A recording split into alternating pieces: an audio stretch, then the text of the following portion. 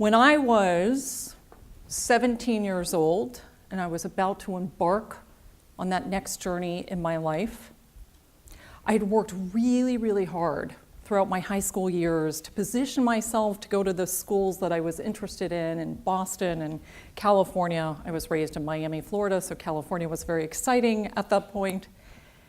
And one day, my father came home and shared the devastating blow. He had shared with me that he was going to have to file for bankruptcy, and there was no money for me to go to college. And so the decision had been made, without me being a part of that decision, that I was going to go to my state school where my brother went to school, because that was going to be the way we could make things financially feasible.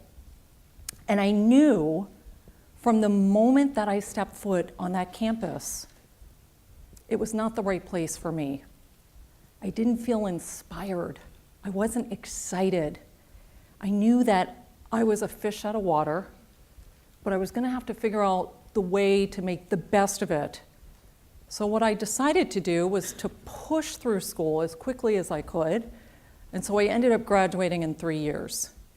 And just prior to my graduation, I sat down with the chairman of the communications department, a man by the name of Dr. Donald Underwright. And he asked me, he said, "What are your plans?" And I said, "Well, I'm going to go to law school from here." And he said, "Why are you going to go to law school?" And I said to him, "Because I think that's what I want to do, is practice law."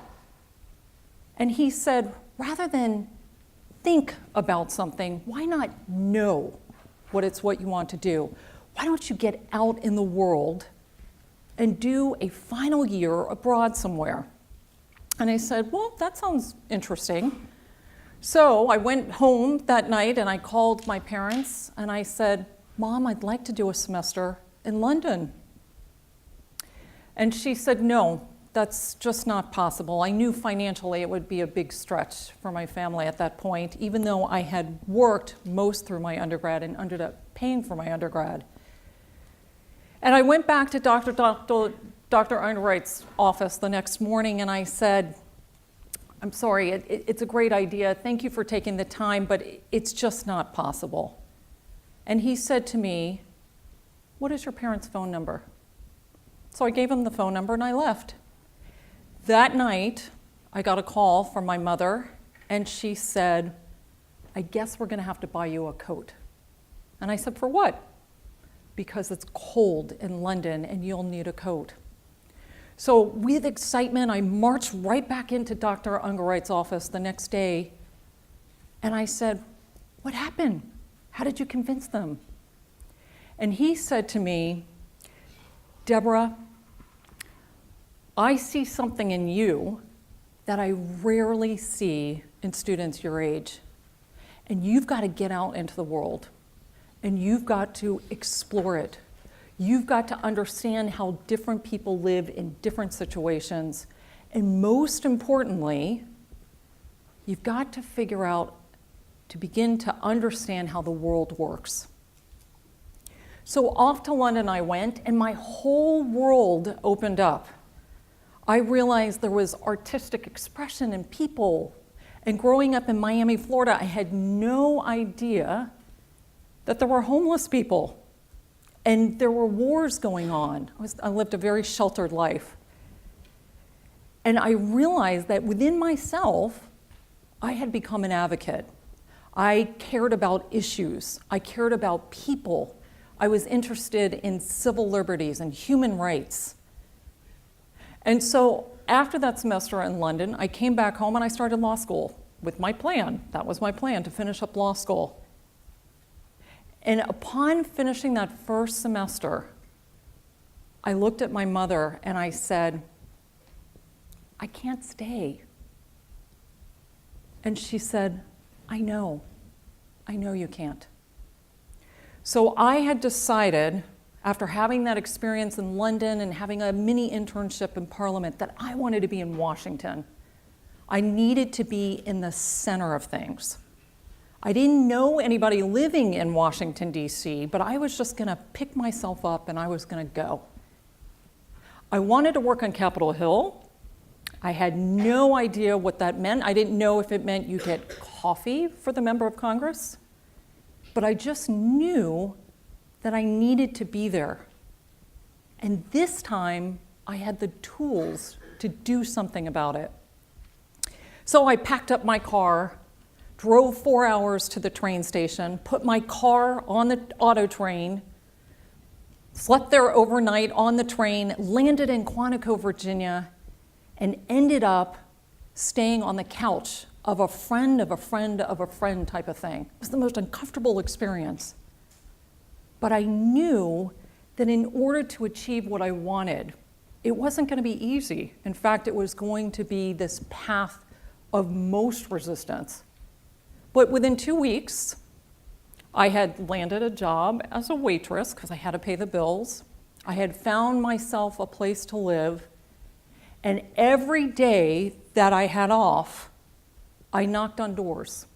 Every day, I went up to Capitol Hill and I said, do you have an opportunity? Are there any jobs available?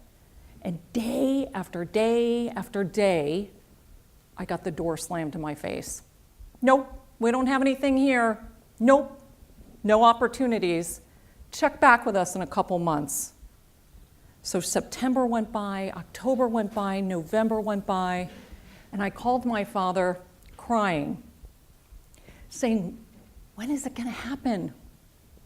I took this chance to be here and it's not working out. And he said to me, it will. You are a risk taker. It's something we've always known about you. You've got to follow who you are. It will happen, but it may not happen on the timeline that you want it to happen. So 1 month after that conversation, I landed a job with the incoming senator from Florida, U.S. Senator Connie Mack, and my whole world started to change. Literally one day, I was waitressing, and 5 days later, I was then sitting in the 5th row of the inauguration of President George Bush. It was literally almost like an overnight experience. I was starting to get on this path that I wanted to be on. Still, it wasn't easy. I felt lonely. I felt unsure of this new direction I had taken. So when I finally mustered up the energy and enough cash, I bought myself a bike, a red Trek. And every Saturday, I would ride my bike to this place, Roosevelt Island, which is technically still in Virginia, but part of Washington, D.C. And you'd have to cross this bridge over the Potomac River to get to Roosevelt Island. And you'd hike in a bit, and you'd get to this statue. And I would read this quote that then became my guiding mantra every Saturday. It's hard to fail, but it's worse never having tried to succeed. And that would just remind me of this decision I made to go to Washington. So I worked in the US Senate. From there, I went over to the US House of Representatives and worked there. Then I was on the Foreign Affairs Committee. Then I got a job at the White House in the first President Bush administration. And from there, it was just a continuum in my career where I just took risk after risk after risk. I was on air with CNN for a long time. I wrote my first book still in Washington. And then one day, my husband came home and he said, after being in 18 years of Washington, D.C., he said, we're moving to California. We're moving to this place called Silicon Valley. I had never been here before. I'd been to San Francisco, I'd been to Los Angeles, but never to Silicon Valley. And again, I needed to reinvent and take the biggest risk in my life to go from this career that I'd had in national politics and media and transcended into the world of Google and Intel.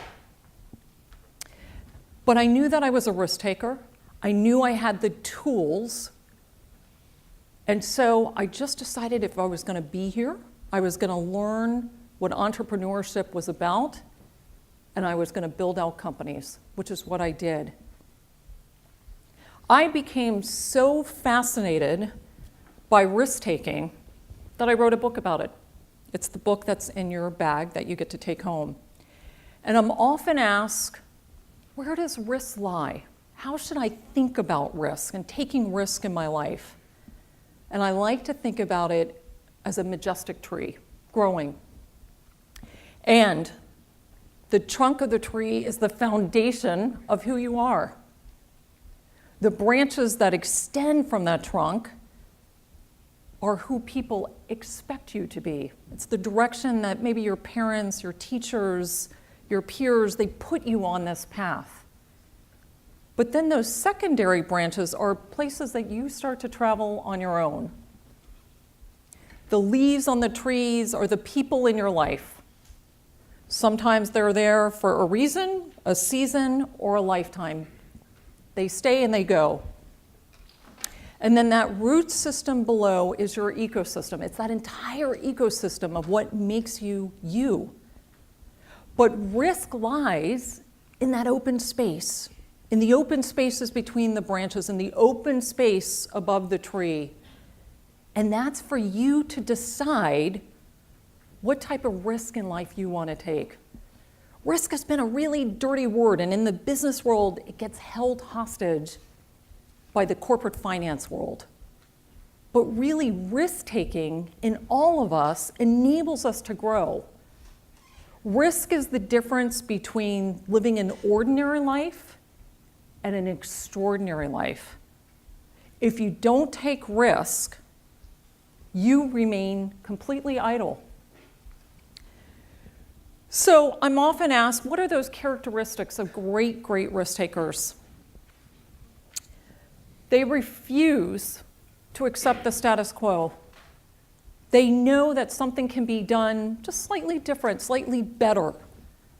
And that's who many of our great innovators that we know today took an idea and they improved upon it. They just saw it a little bit differently.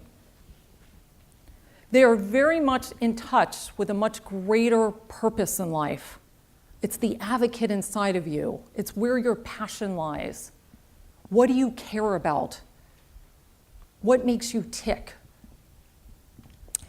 They are creators and not observers. They are the people who are doing things that everybody else stands on the sideline and watches. You want to be a great creator. You are so blessed to grow up in this area in Silicon Valley, and if you attend Harker or the schools surrounding the area, you are that much more ahead of the game because you are exposed to this great collaborative ecosystem that we all live in.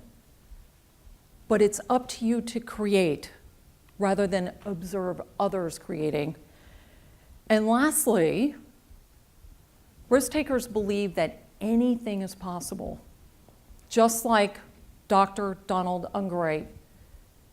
This is a man who I barely knew, who offered financial assistance to my parents for me to be able to go to London. An incredible gift, because while my career path was made up of very serendipitous moments, I do believe had it not been for Dr. Donald Ungerleider, I wouldn't be standing here in front of you right now, because he gave me that inspiration. He said yes. Conversations of yes and. You want to be that person when your friends ask you, can you help me with X? You say yes, and what else can I do? You want to surround yourself by people who say yes and. This is what I teach in the business world now. Creating cultures of yes, because you can get miraculous things done when people believe in you. They may know that your idea is not perfect, but they know that you have the will and the risk-taking ability to figure out what that right fit is. So make sure that eventually you're surrounded by people who tell you yes and. Not no, not yes but, because then you're around people who believe in you. And that's a really important part of taking risk, is not having people throw barriers up or any challenges. So I want to leave you with a really great quote. A ship is always safe at the shore, but that's not what it's built for. And I thank you very much for your time.